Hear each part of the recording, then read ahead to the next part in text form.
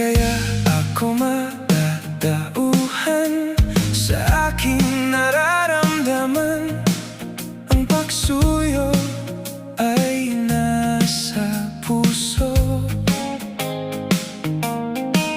nakukubli at di masabi-sabi, ngunit walang lakas ng loob na ipaglaban itong nilalaman ng puso't isipan.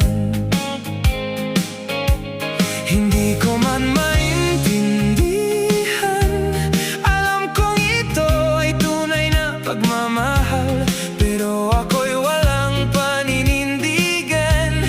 Ito ay isang lihim na sa akin at ako lang ang nakakaalam. Di ko na ba magagawa? Masasabi ko ba kaya ang aking nararamdaman ng totoo ay sa iyo tunay na nagmamahal?